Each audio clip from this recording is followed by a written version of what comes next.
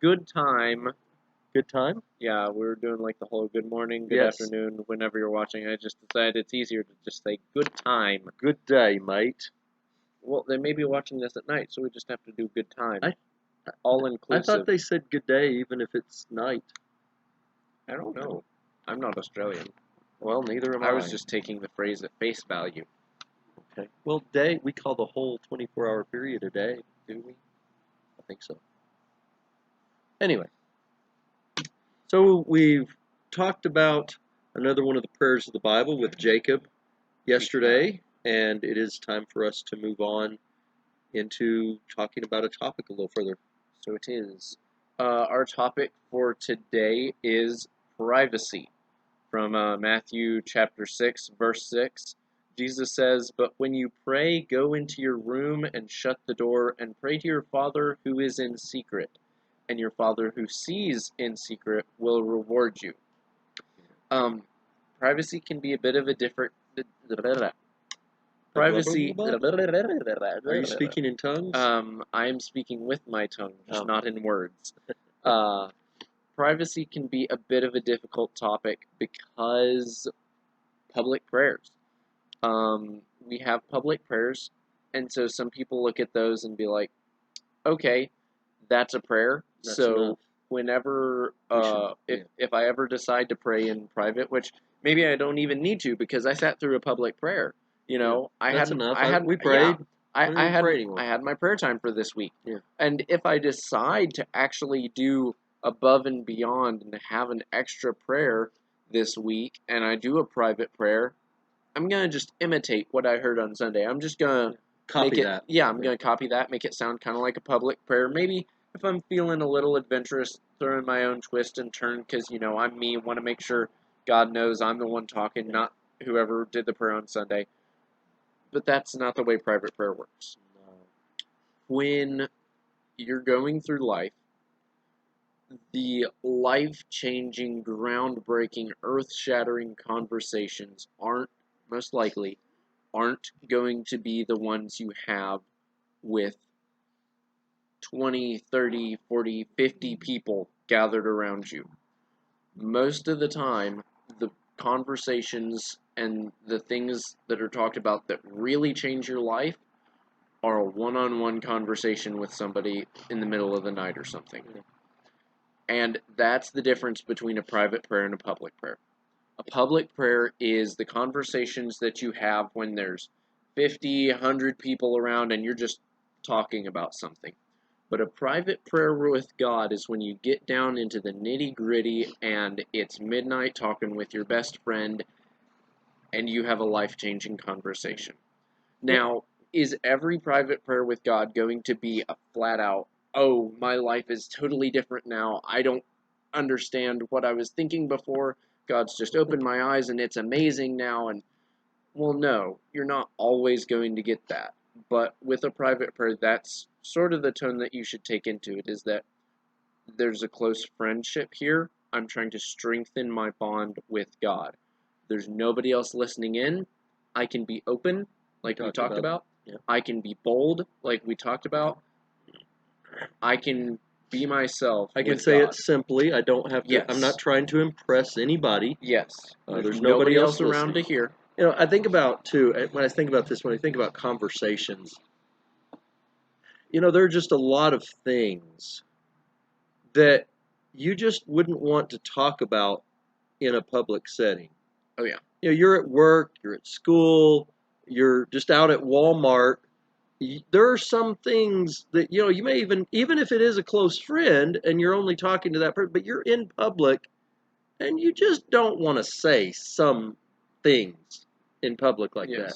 So there are some things where we ask prayer requests, we ask for prayers for different things, somebody's sick or this, that, or the other, and we do that in our public prayers at worship and different things together. But there are some things that you just need to talk to God about without anybody else knowing it and or hearing it. And it's important for us to be able to know that we can do that. We can go to Him. We can share our deepest fears, our deepest desires, our hopes and dreams, our pains, whatever is going on in our life. And we can share that, and He'll hear it. He's listening. And of course, it's just between us. It's not something that everybody else is going to know about. I've been in a couple of different groups on Facebook that are supposed to be private groups. Where Yeah. you don't talk about. People have things that they want to be able to feel safe asking a question or talking about something, Yeah. and they want to trust that that's not going to just get spread all over the internet to the whole world. Yeah. In one of those groups, so far as I know, it's a small group, and everybody's done a pretty good job of not really spreading things around. But one of the groups that I was in, they actually shut it down because people just would not abide by that. They would take and spread things that somebody asked a question or said something, and they would go and spread it and make rumors and all sorts of things about somebody. And I just, you can trust that God's not going to do that. Yeah. You can trust Him. When it comes to talking to God about your problems, I believe that when we're starting out and we're broken and we're fragile, and even when we're not starting out and we get to a point where we feel broken and worn down and just like a tiniest breeze could knock you over. I feel that breeze. Oh yeah, there's a breeze. Don't expect me to pick you back up. You're too big for me.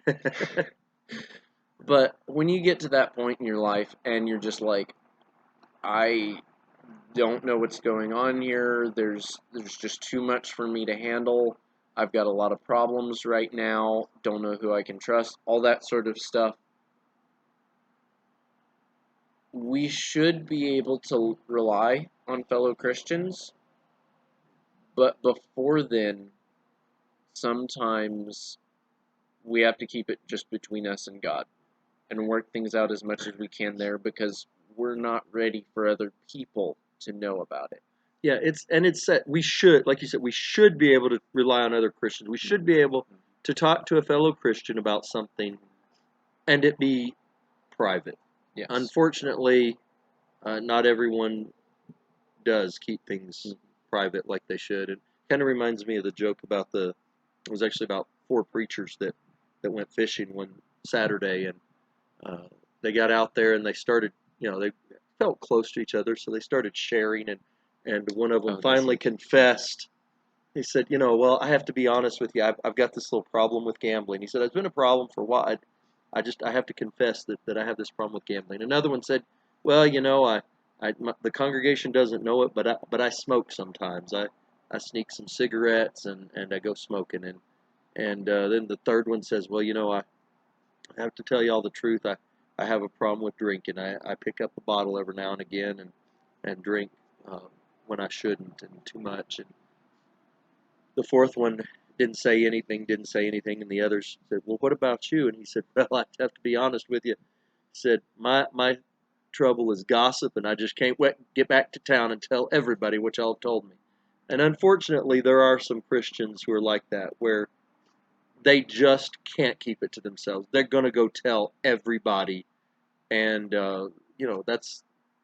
they may even, on some occasions, think they're doing a good thing.